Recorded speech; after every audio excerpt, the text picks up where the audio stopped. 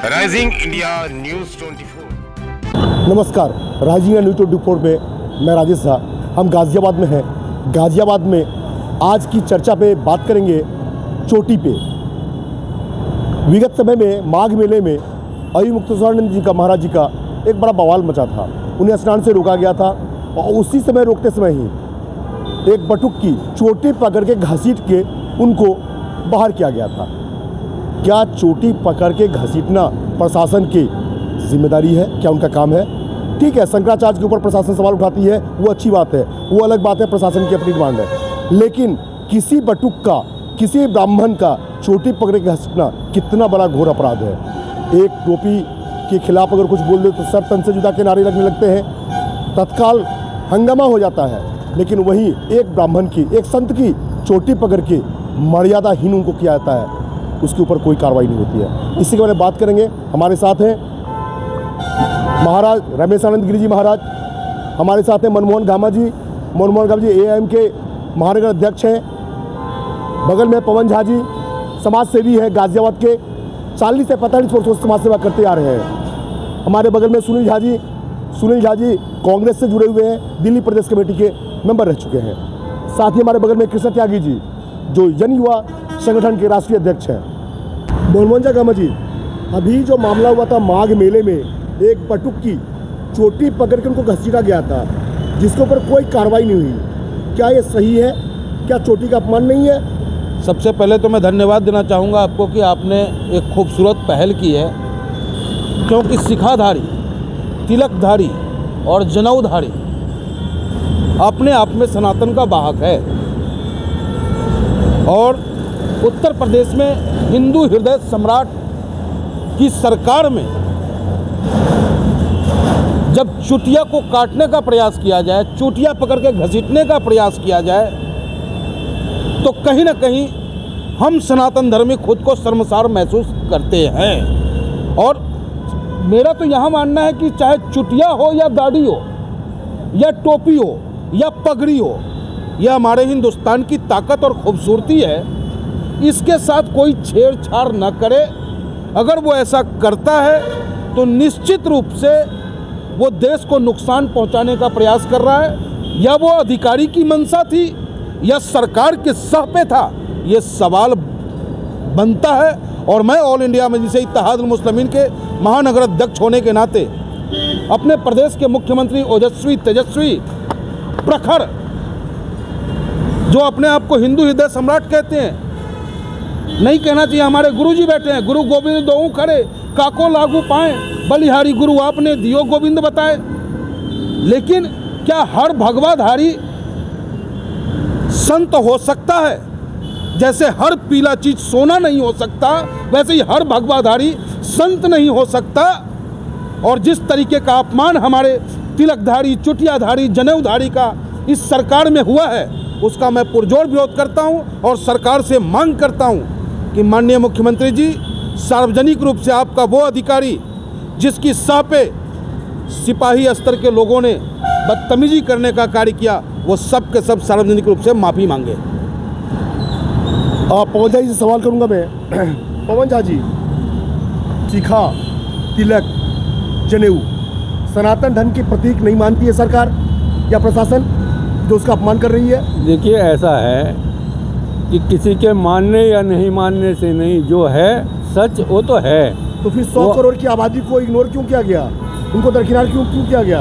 देखिए, ये बहुत जो घटना घटी है ये बहुत ही निंदनीय है। हमने उसकी फुटेज देखी है। शंकराचार्य जी को बजाबते पुलिस जो है वो प्रोडक्शन दे करके और घाट तक लाई है। और घाट पर आकर के क्या हुआ है, घाट से पहले एक महिला जो कमिश्नर, वहाँ पूरा नाम मुझे ध्यान नहीं है, लेकिन फुटेज में वो कमिश्नर बताया और उनका टाइटल अग्रवाल है। उनका इंट्रेंस होता है और उनके इंट्रेंस होने के बाद उन्होंने जैसे जिस तरीके का जबरन किया है, तो पुलिस की तो मजबूरी होती है इसके बाद कि कोई कमिश्नर अगर अपने हाथ से डंडा भंडा ये वो करे और उन्होंने आदेश दिया होगा उन्होंने आदेश दिया होगा तभी वो चुटिया पकड़ के, जो ये घटना जो घटी है ये बहुत ही निंदनीय है। मैं इसकी घोर निंदा करता हूं और सरकार से मांग भी करता हूं कि अगर सरकार, देखिए इस तरीके से सरकार नहीं चलेगी। आप किसी को दबा करके इस तरीके से सनातनी को जो है असनातनी कहते हैं अपने आप को, और आप सनातनी को ही इस तरीके से करेंगे तो सरकार चलने वाली है नहीं। क्या प्रशासन तय करेगा कि किस धर्म का सम्मान हो या न हो? क्या प्रशासन तय करेगा सनातन धर्म का अपमान कैसे किया जाए? क्या सिखा, जनेऊ या तिलक का अपमान इतना हद तक होगा कि माघ मेले में चोटी पकड़ के बटुक का जो घसीटा गया था उसके खिलाफ कोई कार्रवाई नहीं होती है? शंकराचार्य पे सवाल उठ जाता है। क्या हमारे संतों पे सवाल उठाना इतना आसान है? क्या हमारे संत ने मतलब ऐसे हो गए? अनादर होगा 100 करोड़ की आबादी का? देखिए, सबसे पहले तो मैं अपने सनातन के बारे में बताता हूँ कि जो हमारा सनातन धर्म है वो एक हिंदुत्व के रूप में, हिंदू एकता के रूप में चलता है।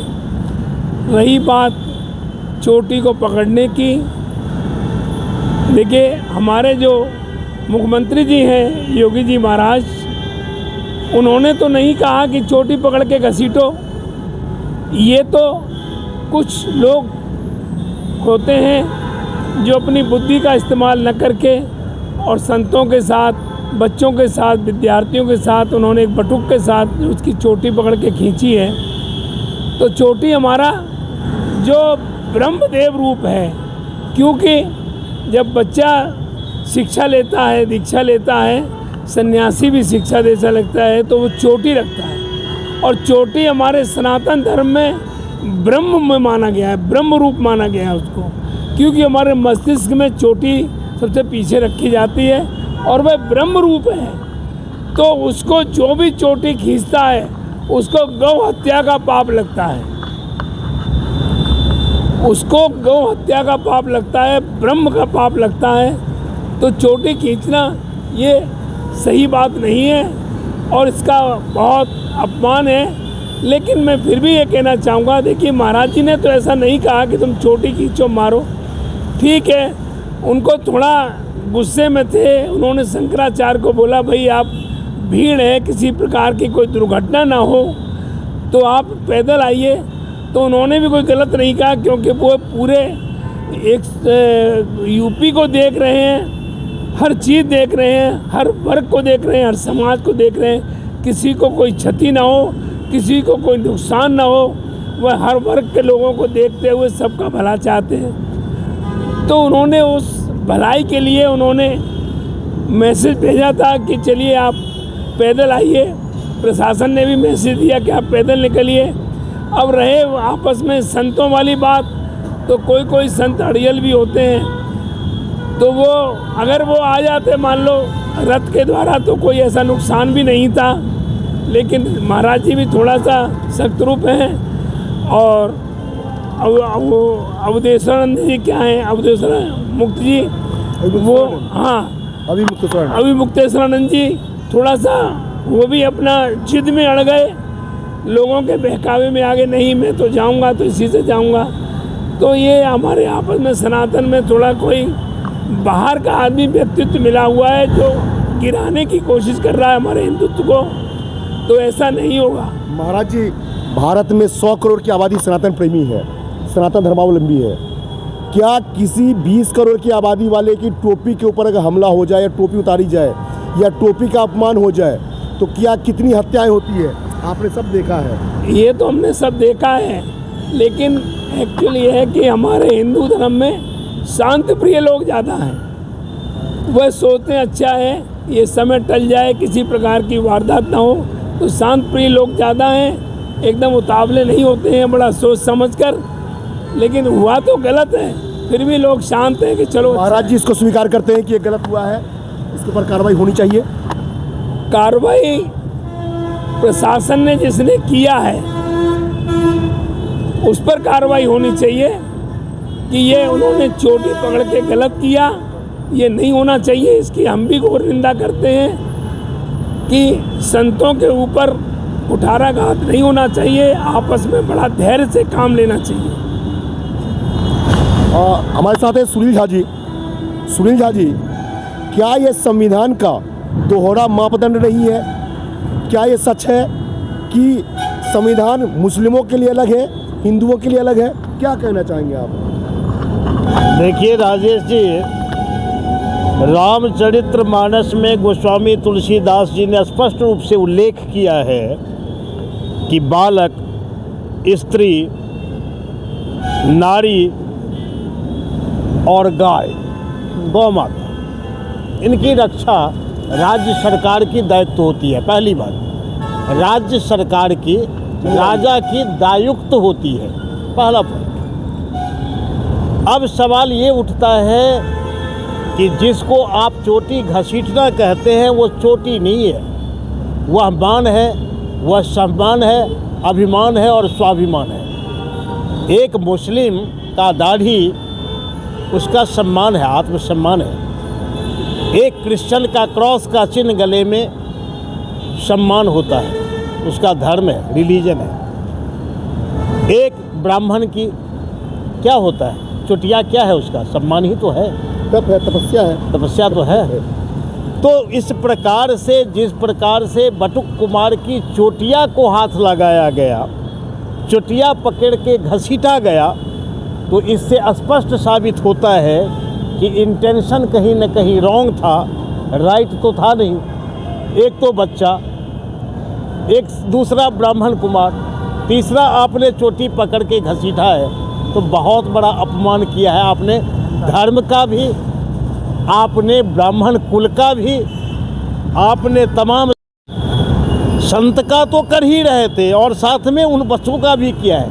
तो बहुत बड़ा निंदनीय, बहुत बड़ा जघन्य अपराध है, ये अपराध के श्रेणी में आता है।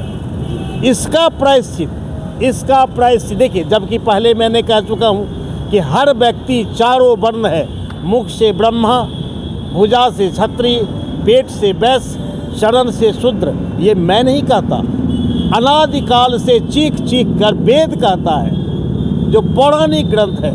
फिर बाकी वर्ण क्या रह जाता है?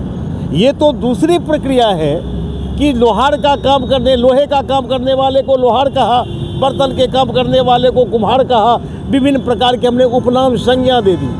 इससे जाति का बोध नहीं होता। एक व्यक्ति संपूर्ण जाति है और एक उस ब्राह्मण, अभी हमारे संत जी ने कहा, कहावत गोस्वामी तुलसीदास जी ने लिखा है कि संत हृदय दमनीत समाना। संत हैं भाई, इन्होंने जीवन भर परोपकार किया, पढ़ाई पढ़ा है, इन्होंने सर्वे भवन्तु सुखिनः सर्वे सन्तु निरामया का पढ़ाई पढ़ा। इन्होंने अपने गृहस्थ जीवन को छोड़ दिया, त्याग दिया। क्यों त्यागा? लोकहित के लिए, जनहित के लिए, लोकात्म के लिए। क्या जिस प्रकार से शंकराचार्य जी के साथ हुआ, ये क्या जघन्य अपराध नहीं है?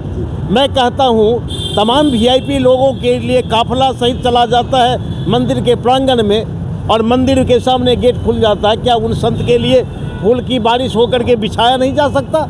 क्या उनका इतना अधिकार नहीं है कि वो स्नान करके जाए? उनकी सारी व्यवस्था प्रशासन देखे। उल्टे उनको अपमान किया, उनके शिष्यों का अपमान किया, सनातन धर्म का अपमान किया। हर प्रकार से अपराध है, मैं इसकी निंदा करता हूँ और अविलंब चाहूँगा कि जो भी संबंधित अधिकारी हों, पदाधिकारी हों, वो माफ़ी मांगे, देश से भी और प्रशासन, शासन प्रशासन और जनता से भी। हमारे साथ है कृष्णा त्यागी जी। कृष्णा त्यागी से बात करेंगे।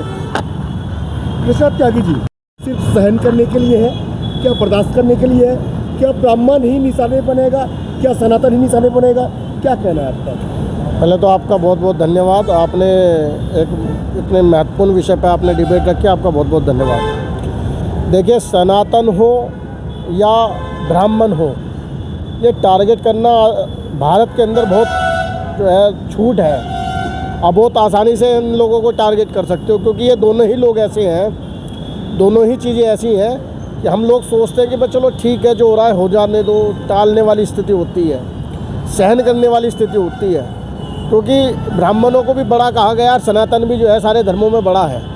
तो हम लोग सोचते यही हैं कि चलो जो हो गया सो हो गया, अपने में बिता लो, अपने में बिता लो। इस परिस्थिति के लोग हैं हम लोग।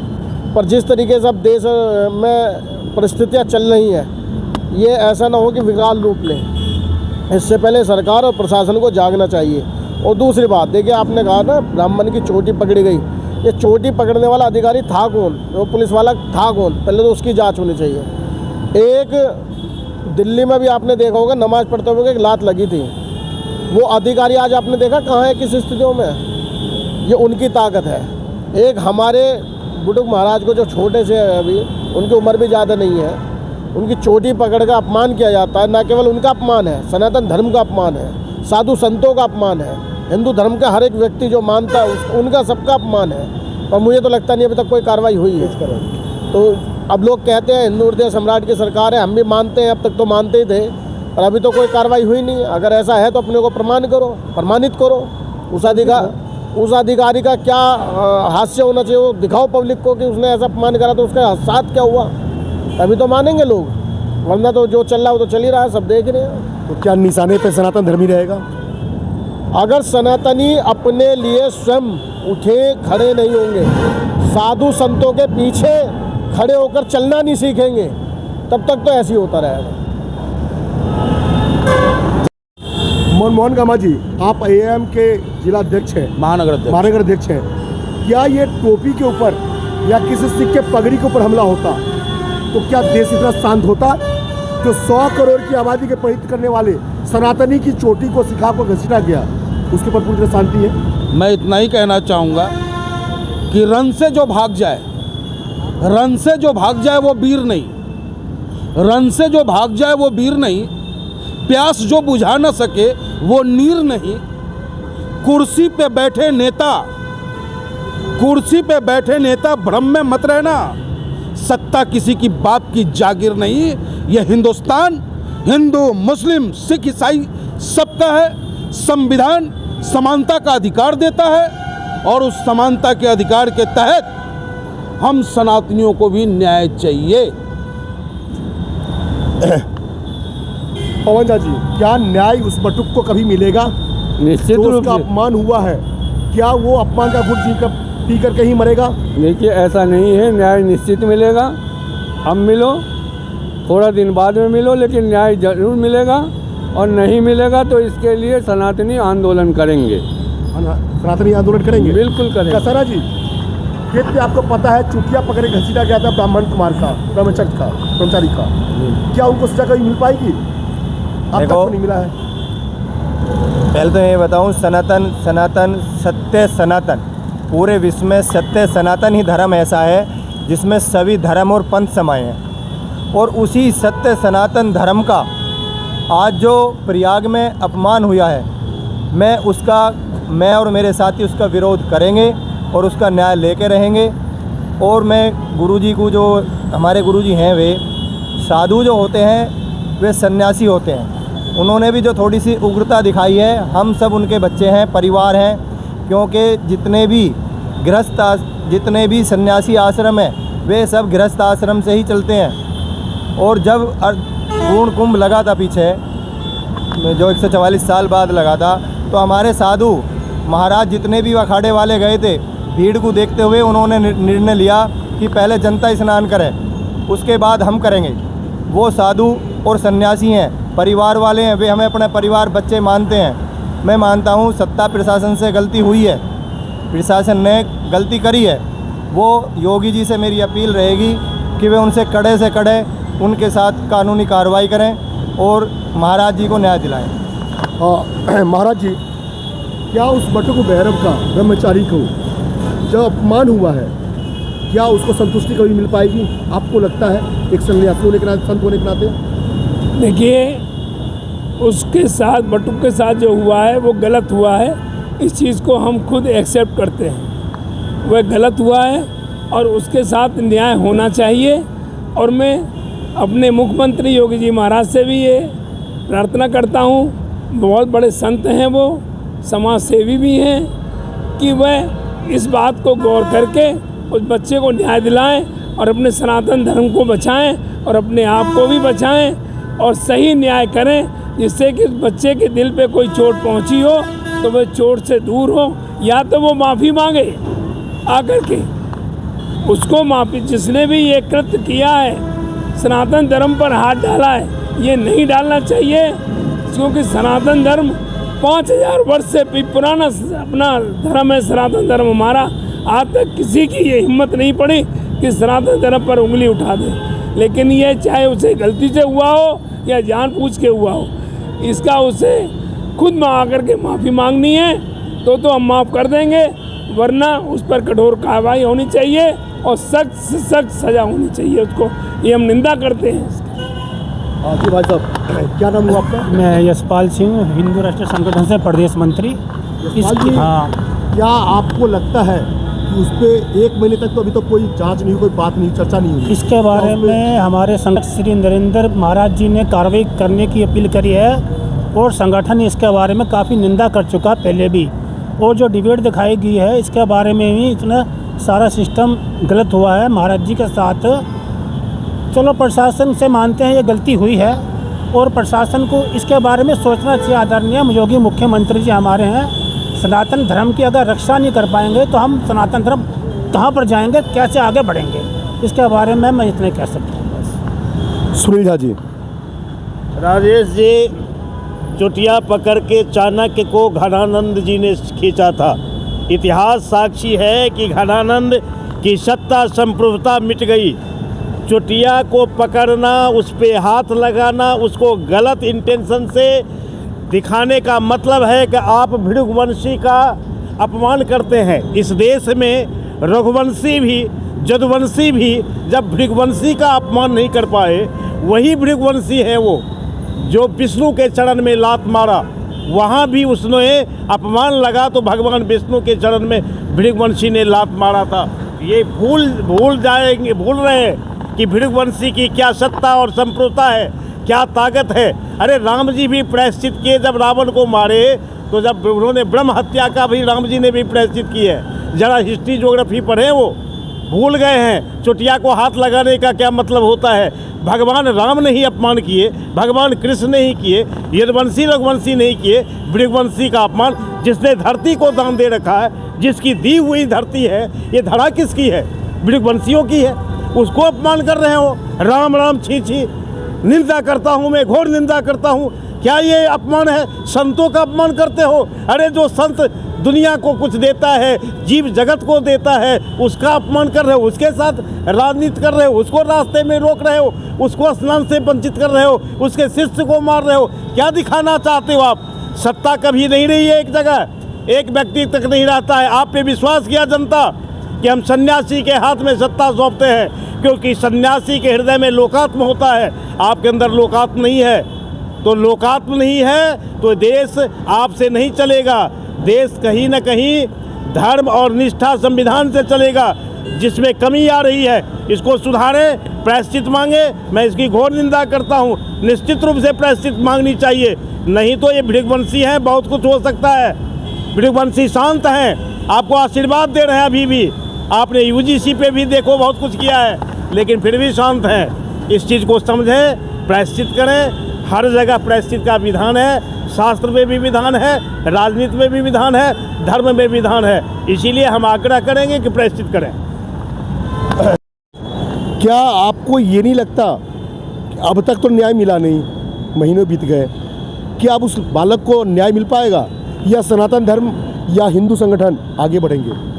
नहीं, न्याय मिलेगा, ऐसा नहीं है न्याय नहीं मिलेगा, क्योंकि हमें योगी जी पर अपने पर पूरा भरोसा है। अभी थोड़े गुस्से में है, दो महाशक्तियों के बीच में जो ये चीज़ें खींचातानी से चल रही हैं, इसको लेकर चीज़ें अटक रही हैं। जहाँ ये चीज़ें पूरी होंगी, न्याय पक्का मिलेगा, हमें विश्वास है योगी जी पर, ऐसी बात नहीं है।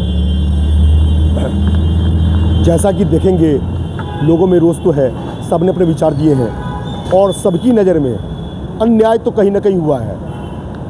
अन्याय हुआ है, लेकिन इनकी नज़र में है, सनातन धर्मावलंबियों के नज़र में है। लेकिन सरकार, शासन और प्रशासन की नज़र में है या नहीं, वो तो आने वाला वक्त बताएगा। जांच के बाद पता चलेगी कि पुलिस ने उसके ऊपर क्या कार्रवाई हुई।